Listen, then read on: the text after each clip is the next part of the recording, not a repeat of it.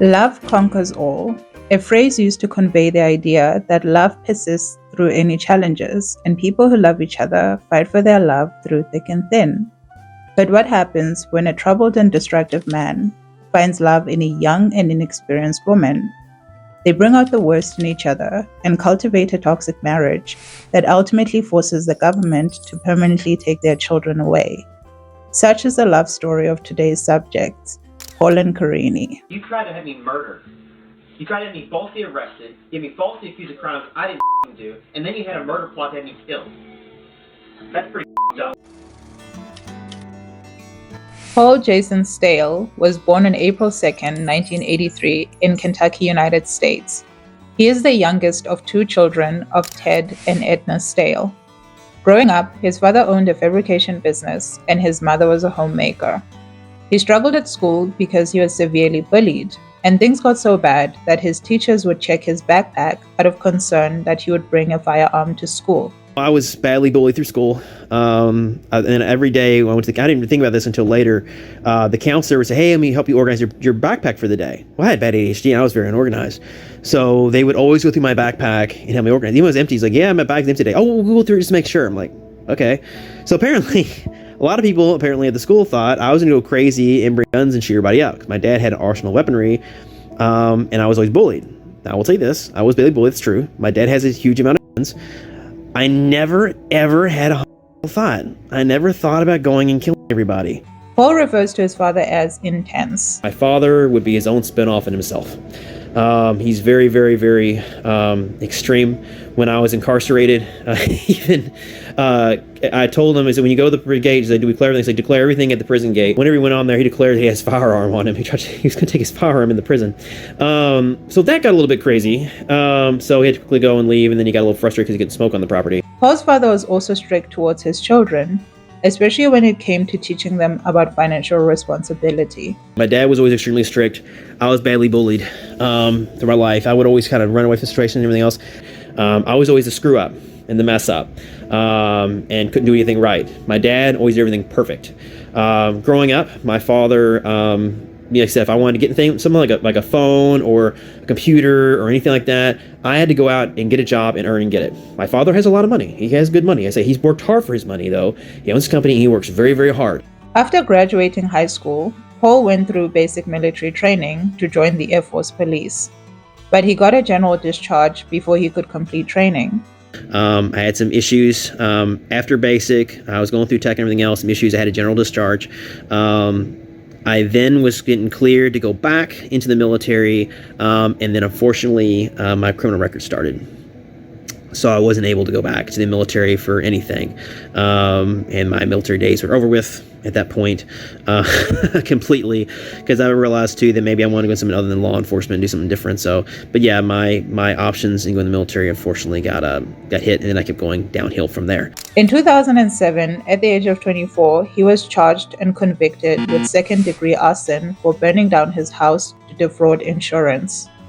He spent 18 months in prison and got released on probation. He struggled to find employment because insurance companies were worried he would burn down the buildings of his employers. And now being a convicted felon, a lot of jobs I've been offered really good jobs. And then they even says, "Okay, we're okay with your record. It's okay. We'll bring you on." And I'm happy. And finally an opportunity to advance. But then their insurance company finds out, and because of the arson charge, they're scared I might go irate and burn down the building, so they withdraw the offer. That's happened a lot, unfortunately. Before the arson, he was charged for making terroristic threats because he came home one day and found his then-girlfriend with another man. I was dating somebody. I had worked like 13, 14 hours that day, and they convinced me to move in with them. I get to the house, because I gave up my place and moved in with them, and she's in there with another guy and wouldn't let me in. So I did it again for a long day's work. I slashed your tires. I went and got a hotel for the night.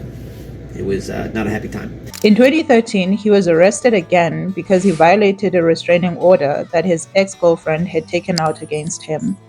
My ex-girlfriend and I both took out restraining orders against each other, and I ended up sending her a text message, which directly violated that order, so I got locked back up over it. In 2014, he pleaded guilty to a misdemeanor for invasion of privacy. In 2017, his probation was terminated. The truth behind the whole thing is why my probation was terminated, why I was released from prison, why my probation was terminated. While that happened is the truth behind what happened. Otherwise, you think for a Class B felony, I would be out of prison right now? You think I wouldn't be? I would still be on probation. I'd be probation, parole, or still in prison. But the truth about what happened is why I'm not. With his legal troubles behind him, he was ready to find love.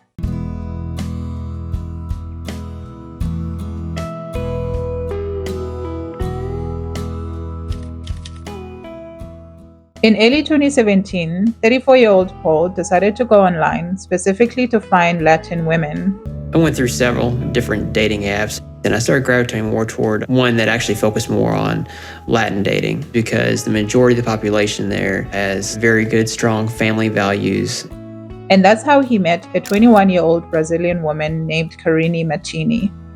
Paul's mother was immediately concerned about the relationship because she thought Karine looked 17 years old, and there was also a huge language barrier between them. Karine only spoke Portuguese, and Paul spoke English. They could only communicate using a translator app. Paul dismissed these concerns and started his plans to travel to Brazil to meet Karine for the first time and propose marriage. The TLC show 90 Day Fiancé follows him through this journey.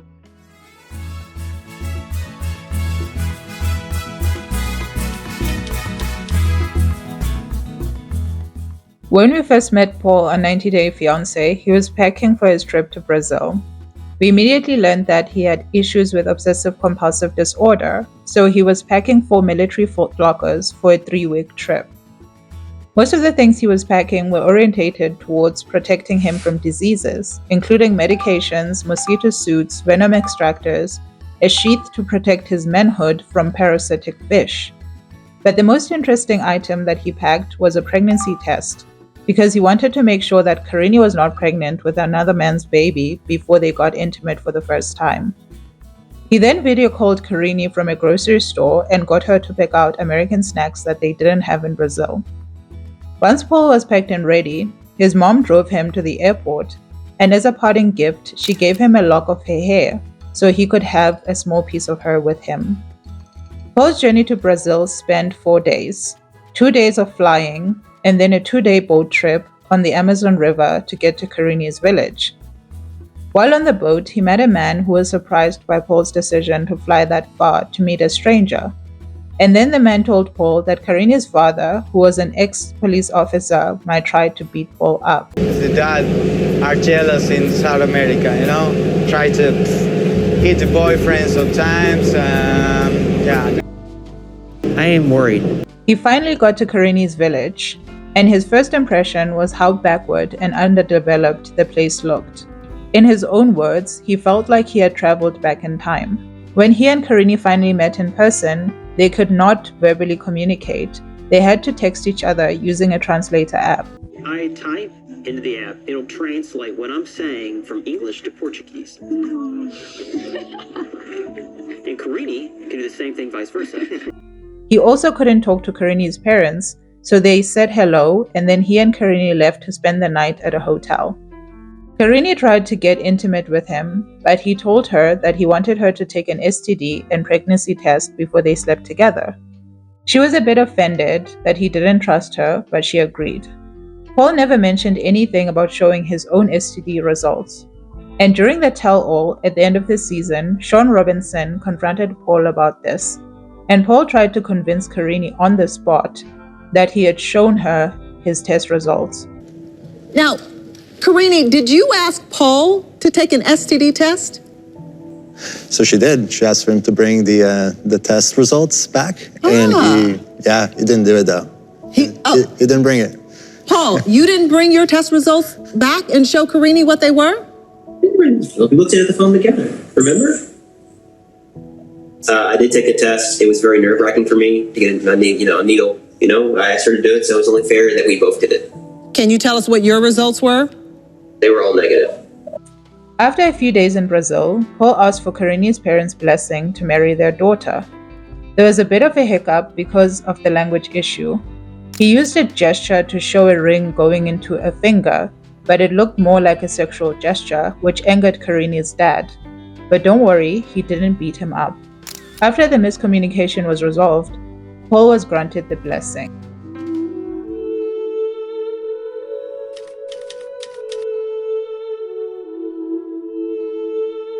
The next step was to tell Karine about his criminal past. He took her to a park and told her about his numerous arrests. But before Karine could respond, Paul stood up and ran off into the woods, saying that Karine deserved better than a criminal like him. Karine chased after him and found him standing on a small cliff on the edge of a swampy lake. He threatened to jump into the water if Karine came close to him. She tried to talk him down and get him out of the woods, but Paul refused. So she walked out of the woods without him, and when she crossed the park, she was ambushed by armed men who robbed her. Patrol police showed up and chased the robbers into the same woods that Paul was hiding in. Moments later, shots were fired in the woods, causing Karine to start crying. When Paul didn't come out, she went home without him. The next day, he showed up to her house to apologize. After scolding him for acting like an idiot, she forgave him and told him she didn't care about his criminal past. With all those red flags swept under the rug, they got engaged at the beach. At the end of the 3 weeks, Paul's visa was up and he had to leave Brazil.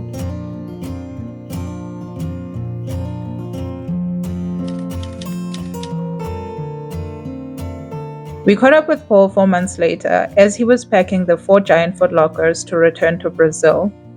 When he got there, he told Karine to take another pregnancy test because he had seen her commenting on shirtless Instagram pictures of a man named Joe. When he confronted Karine about Joe, she told him that he was just a guy who helped her with at-home workouts. After a bit of an argument, she agreed to take the pregnancy test to appease him. This time, Paul was in Brazil for a few months, and Karine was worried that when he left for America, he would lose interest in her, and she suggested that they have a baby so Paul would be committed to her. If we have a child, our relationship will be much stronger and we will stop fighting. Paul was a little bit hesitant because they could not afford a baby with their impending wedding. But after a bit of convincing, he agreed to start trying for a baby. At this stage, they were still communicating using the translator app. They moved out of the hotel into an apartment together, and shortly after, they started having explosive fights every day. Paul was frustrated that Karine would be on her phone all day and not clean their apartment. He said she lived like a teenager, and he was concerned that she would not be able to look after a baby.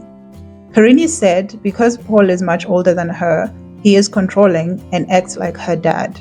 I feel like I'm shopping with a 12-year-old. Their fights were so intense that they had multiple interventions with Karine's parents, during which Karine would cry and say she's unhappy with Paul. Both Karine and Paul's parents were advising them to postpone their wedding and work to resolve their communication issues first, but they decided to go ahead with the wedding in November 2017. A few days after the wedding, they got into a huge fight because Paul bought a week's worth of food and Karine's brother and his friends ate all of it in one day. After this fight, Karine wanted a divorce, but Paul told her he gave up everything he had in America to be with her. 3,000 reais. 3,000 reais for this place. O meu dinheiro também. Fala. O meu dinheiro também. Fala. My money. Não é? Your money too? Yes. Okay. Yes, You can help with the other things. Vai embora daqui, sai. Huh? Sai daqui, Fala. velho. Vai-te embora, vai-te... You're not gonna follow. You're just gonna vamos. Karine stormed out of the apartment and went to stay with her aunt. She was still insisting that she wanted to divorce Paul, but before she could file for divorce, she found out that she was pregnant. Karine's mom was advising her to go through with the divorce despite being pregnant, because kids deserve to grow up in a peaceful environment and not constantly watch their parents fight. But Karine decided to make things work with Paul. 3 months into the pregnancy, they lost the baby, which was devastating for both of them. Shortly after that, Paul had to leave because they ran out of money and his visa did not allow him to work in Brazil. Karine cried and begged Paul to stay, but he had to leave.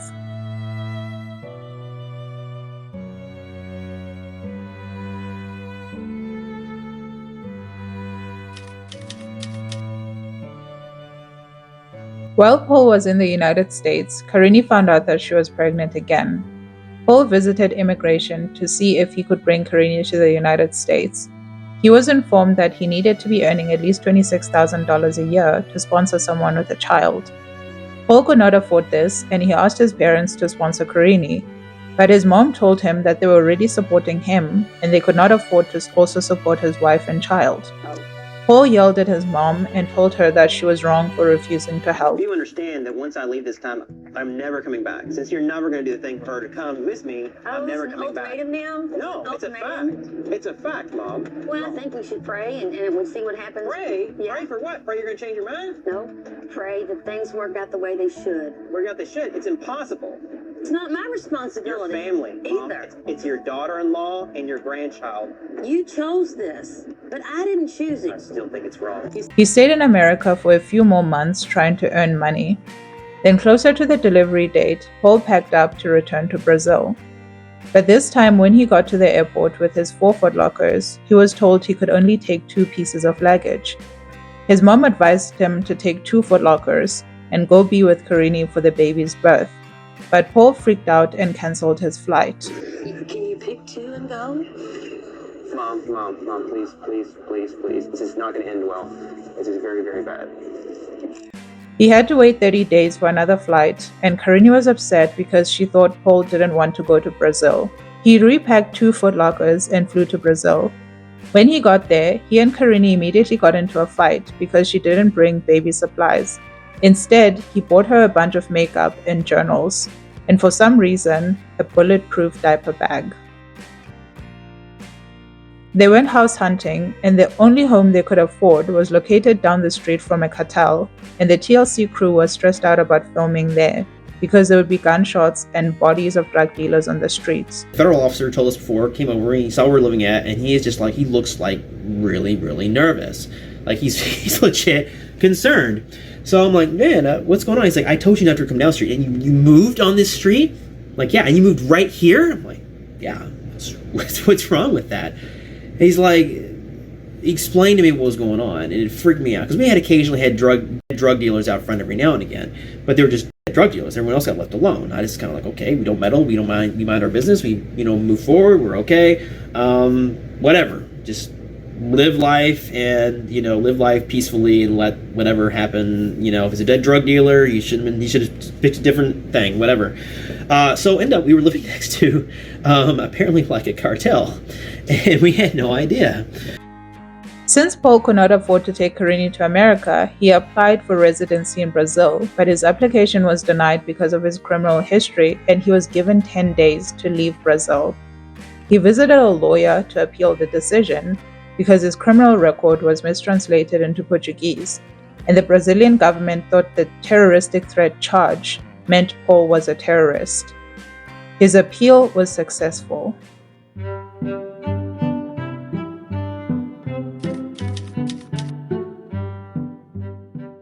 While still pregnant, Paul found out that Karine was talking to an American man named Jerry.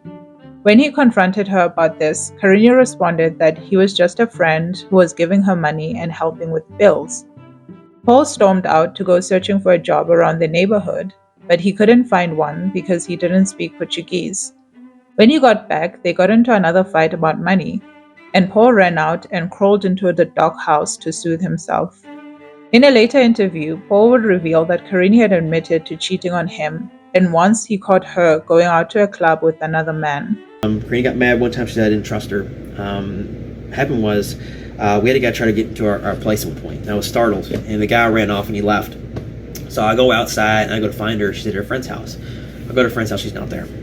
She ain't at her friend's house, and I'm very, very, very kind of distraught. So a police officer saw me and stopped me and said, "Hey, what's going on?" I said, "My wife. I'm just in her house and I'm upset." He said, "Well, let's call your wife." So I called Karine, and Karine was, I'm out with my friend. We're at a club. We're out over there.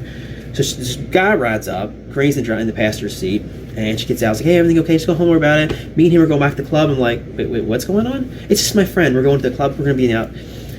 So then I go home, and I'm a little upset. I'm thinking about how to react. She says it's just a friend. Just a friend. It's like, okay. I'm going to the club and see what happens. So I'll go to the club. He's buying her beers and stuff, and I see him there, and she's avoiding me. And Then she ends up getting a car and leaving with the guy. Just a friend. So I'm like, okay.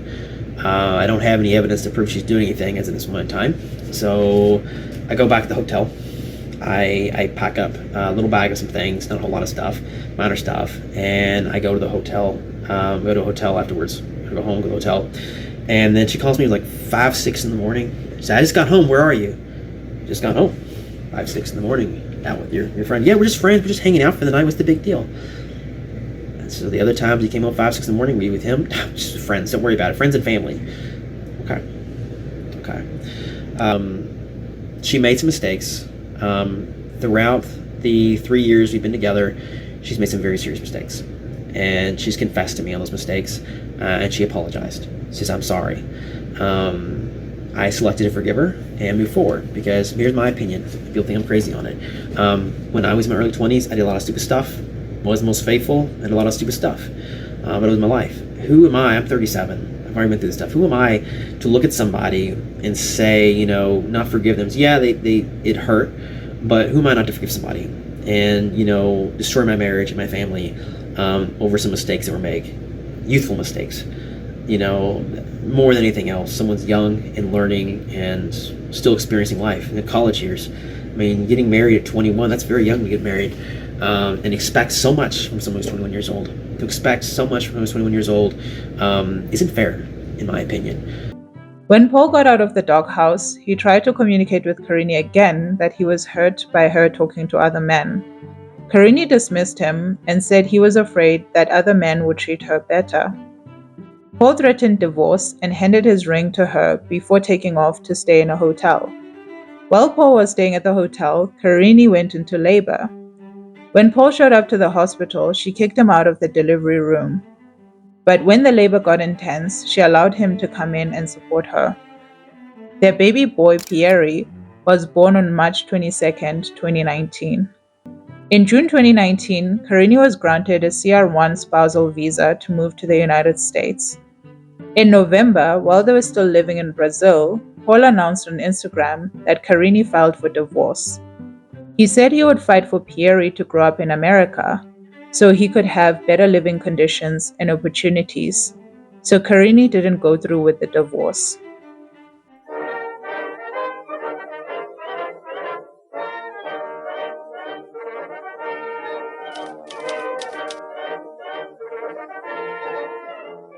In 2020, Paul finally convinced Karine to move to America.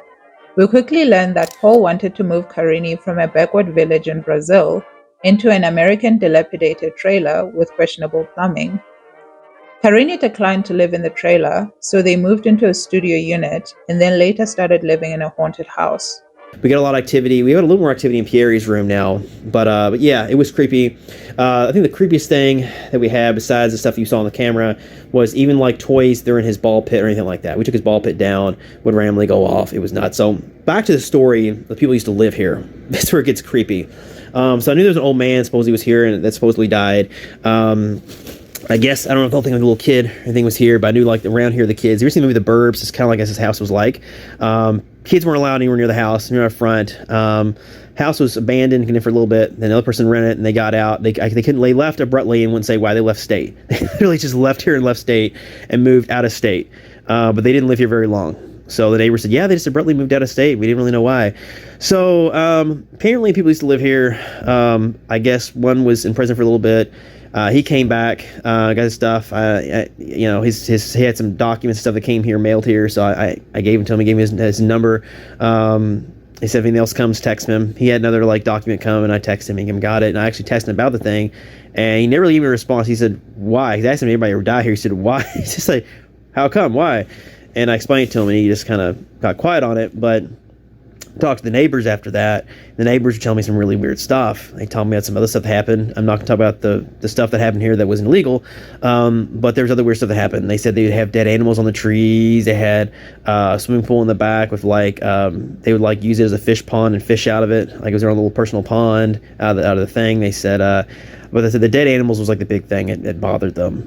Some American leisures that Paul tried to impress Karine with include tap water, the produce aisle of a supermarket, a 5 for $5 tampon special, and finally a tour of a sewage plant.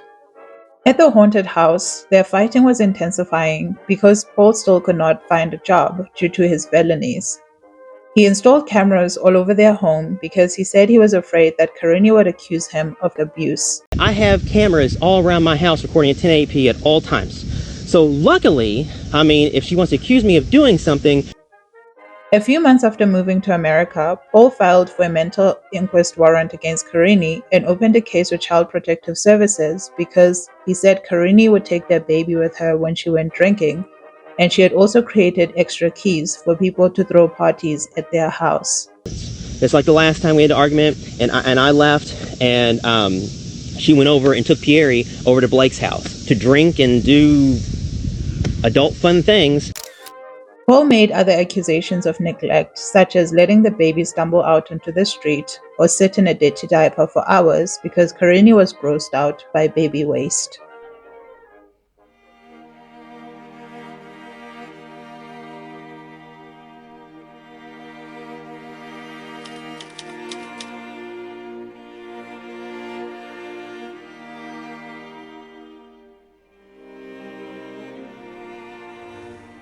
Please be advised that the next section discusses allegations of abuse, both physical and sexual. If you want to skip this part, go to the timestamp on screen.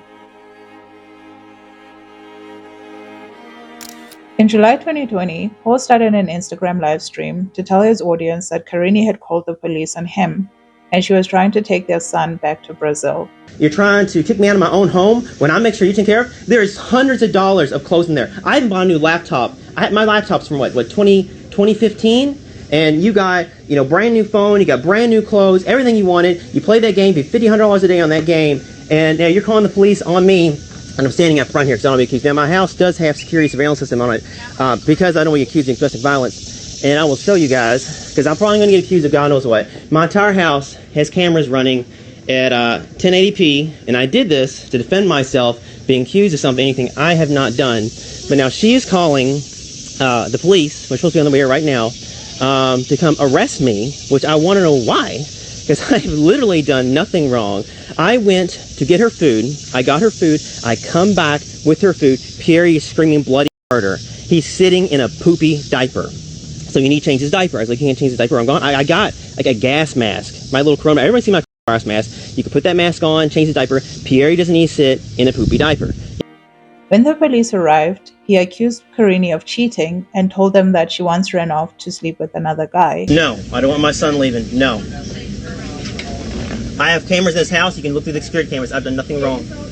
I'm not having her run off my son. Not again. She ran off and drank beer, had sex with a random guy before with my son. I had to fight for him. CPS is an open case in this order. You can look up CPS, I guess, in your computers. But no. Karine revealed to the police that she was pregnant and she felt unsafe around Paul, so she asked to be taken to a shelter. She feels unsafe with him right now and she just wants to be taken to a shelter that can help her. Does she drive? She doesn't. No, he's trying to have She doesn't drive. Everything depends on him, even money. So she can't even get a number. Paul responded by telling the police that Karine had been drinking while pregnant and also accused her of assaulting him. Not fair to the baby. She took him out running cheat on me and drank beer with him. Some other random guy. They don't sound fair if she drinks beer when she breastfeeds. She drinks wine when she breastfeeds. They don't want to know all this. They don't. That's not fair either. She shouldn't drink alcohol. When she's pregnant or breastfeeding, she shouldn't drink alcohol. Period. It's messed up. Seriously messed up. Can I ask one of you guys a question? So, if I have her on video assaulting me, I could go downtown and file for an EPO order. Is that correct? When did that happen? I have it the other night. Just a night or two ago. I have it on surveillance camera. After these allegations, TLC decided to remove Paul and Karine from the show because their issues were too much for TV. According to Paul, they would allow him back on the show if he divorced Karine.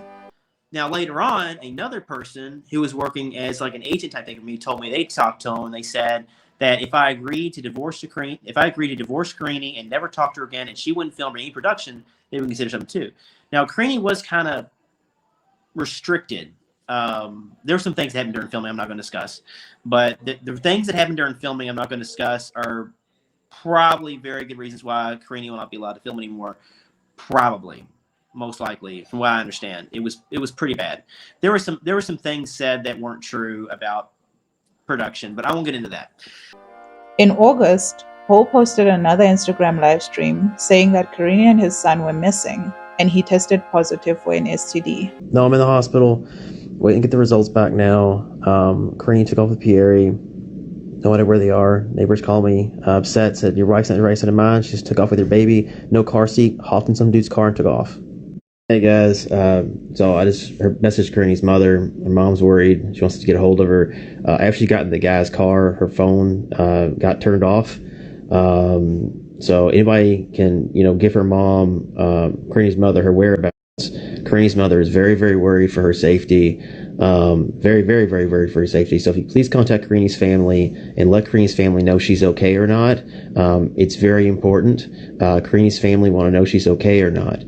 Never cheated on Karine, ever, but apparently I tested positive for an STD, and they're giving me treatment for it. Hopefully everything goes well, and I'll get out of here. Karine had actually moved in with a fan of the 90-Day Fiancé show. A few days later, Paul posted on Instagram that Karine had filed an emergency protection order accusing him of sexual assault and controlling her. Hey you guys, Karine filed for full restraining order on me. I'm not allowed to be around her or my son within 500 feet of them at all. So, yeah, that's how she does it. In the police report, she went into disturbing detail about how Paul would force himself on her, and how she once went to a doctor to get contraceptives, and Paul told the doctor not to give them to her because he didn't believe in abortion. The doctor explained to him that contraceptives prevent pregnancy, they don't terminate it. Paul said no and took Karine home. She also said he monitored her phone and had installed the cameras around their home to make sure she didn't leave the house. She had no access to money, and he kept her green card and documents. The other thing I'm in charge of is making sure we have all the money. Basically, Karine, she's worked in the fields with her mom before. She hasn't done anything outside of the television thing and helped me on cameos. That's the only other thing she's done. I do a lot of things, different random things, make ends meet. Karine continued that Paul forced her to drink and told Child Protective Services that she drinks while pregnant. In response to the protection order, Paul came on a live stream and said he didn't believe that Karine was the one who wrote all those allegations in English. Possibly someone twisted her words when they wrote the statement for her. So he was planning to appeal the protection order and get a court-appointed translator to translate everything into Portuguese for Karine to confirm that is really what she meant to say. These things on here, I know Karine's mad at me. I know Karine's mad at me. I do not believe she made up. I do not think she said these lies. I don't think she knows what was written. I honestly do not think so. I really don't. So I'm in shock. So whoever went down there with her decided to go and write all this stuff down. I'm getting a lawyer. And when we're in court, I want to request a translator to translate everything, a legal government translator. I want a court-ordered translator there to translate everything into the sworn statement to her so that Karine understands by the government translator what was said and see Karine's reaction in court. And at that point, I really want to go after the person that did this. I want to go after them to the full extent. I know we and Karine have fights. We've had the last 4 years. This is not things she would say. She would never say anything like this about me. Paul's appeal to remove the protection order was denied, and the court found Karine's allegations credible and held up the order. Later, Us Weekly reported that Paul filed his own protection order, accusing Karine of trying to kill him because he found broken glass in his food. Hey everyone, it's gonna be a little scary. I can't believe I have to make this message. It's got me really upset right now. Sheriff's Department just came by, and they are looking for Karine. Karine is missing. They don't know where she's at. If anybody knows where she's at, please contact the Sheriff's Department and let them know where Karine is at.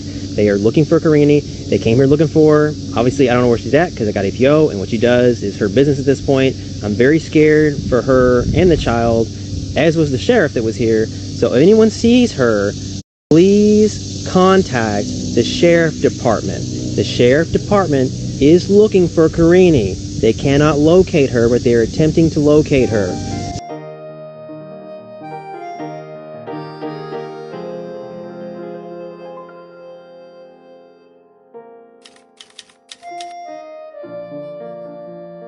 Two months later in October, Paul was in intensive therapy, and he did a tell-all live stream with John Yates. He said that he and Karine were back together, and they had dropped their respective protection orders. He said Karine denied accusing him of all those things. She said the translator misunderstood her. He also walked back the accusations that Karine put glass in his food. I had her entire statement translated again by a native Brazilian in Manaus, so it's officially translated, and then I gave that to her family, because I felt her family had the right to know what I was being accused of. They deserve to know what's going on, right? I felt it was the right thing to do. So I want to make sure her family understood. Well, obviously, being good family, they're going to say, hey, is this true? So at that point, I think she realized there was a lot of stuff that was said that's not what she said, which led to things to where we are now, and things the way they are as they are. So there was a lot of there were some things in there that she had not said that, you know, there's things that she did say, there's things that she didn't say. So the things that she didn't say were kind of over the top and extreme. And these people wrote those things. And then, of course, she had no idea. She never poisoned my food. Karine never poisoned it. That never happened. 3 months later, in January 2021, Karine created an account on the adult content platform OnlyFans. The banner and the display picture showed her 8-month pregnant body with the bio reading, "Let me know what you want to see." Paul advertised on his Instagram that people could pay $8 to watch Karine giving birth live. On February 5th, 2021, they had their second son, Ethan. Later, Karine would say OnlyFans was not her idea.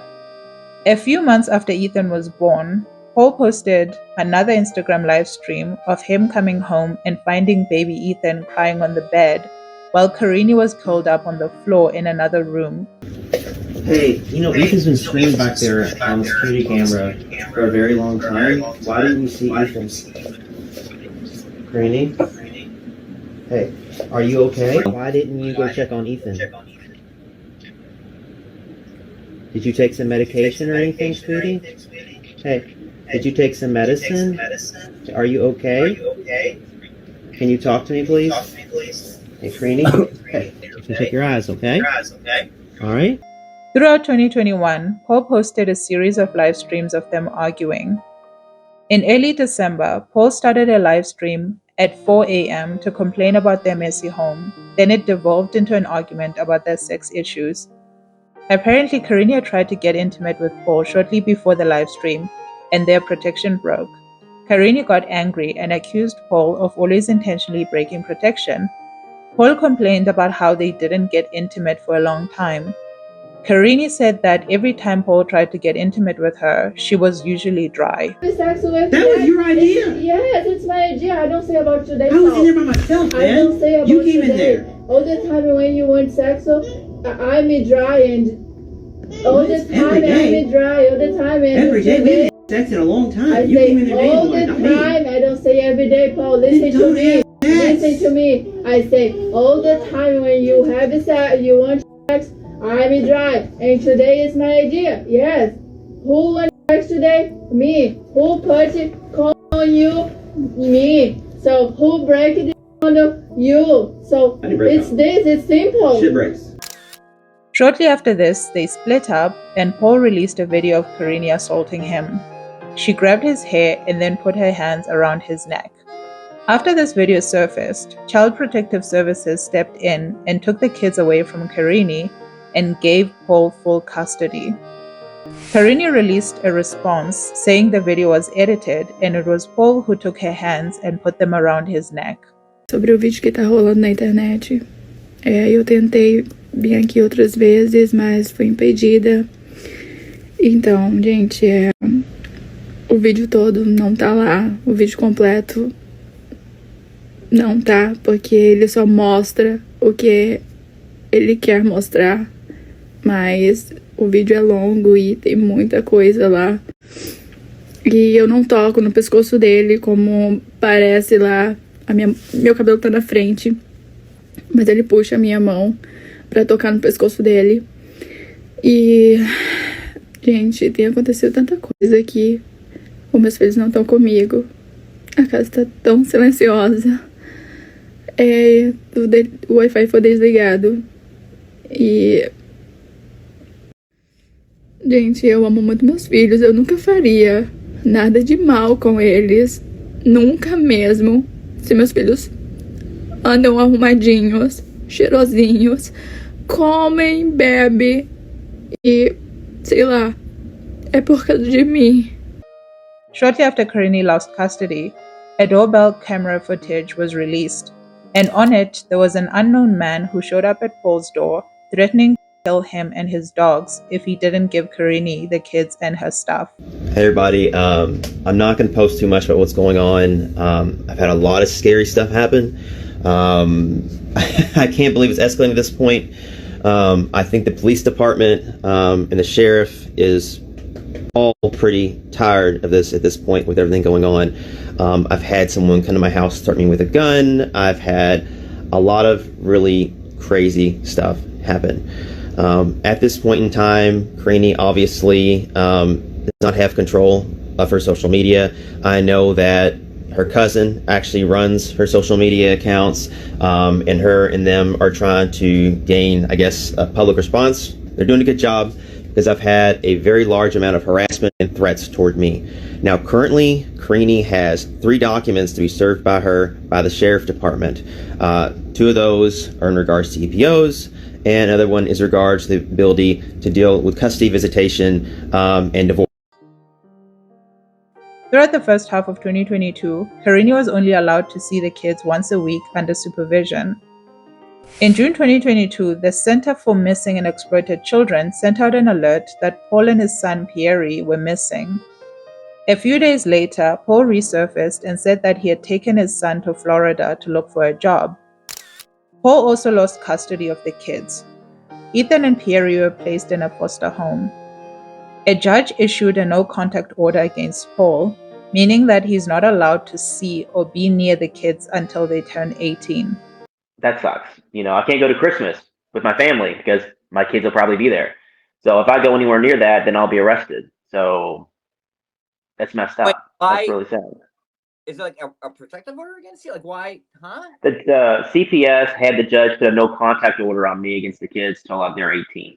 November 2022, Karine set up a GoFundMe for $5,000 to help fight for the custody of her kids, and only raised $3,700. At the end of 2022, Paul said that the kids were in the process of getting adopted by another family, so it seems unlikely that Karine would get the kids back.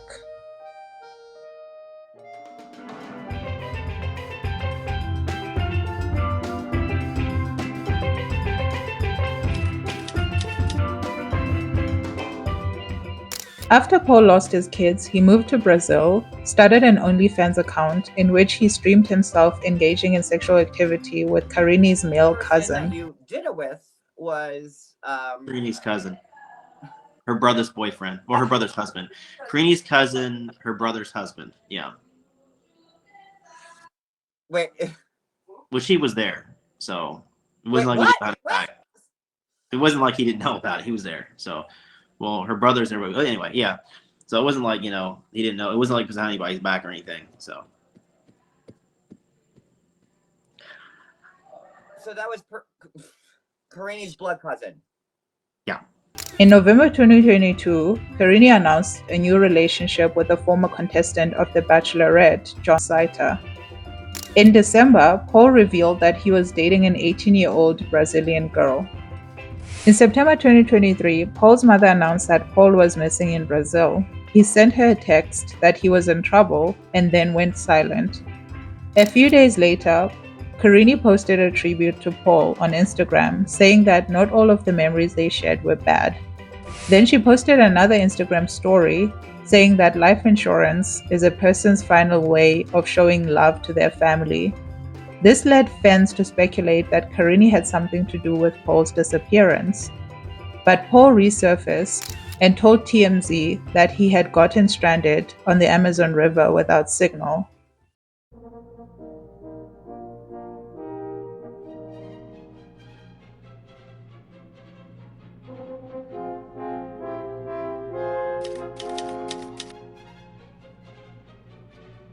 In October 2023, Paul and Karine were spotted together at Disneyland. Someone commented, "Kids taken away by CPS? No problem, let's go to Disneyland." So it looks like their love has conquered all of that chaos. So cheers to love. Thank you for watching. If you enjoyed this story, you might like this video telling the destructive love story between Foodie Beauty and Nada. If you're interested in future content from me, please subscribe.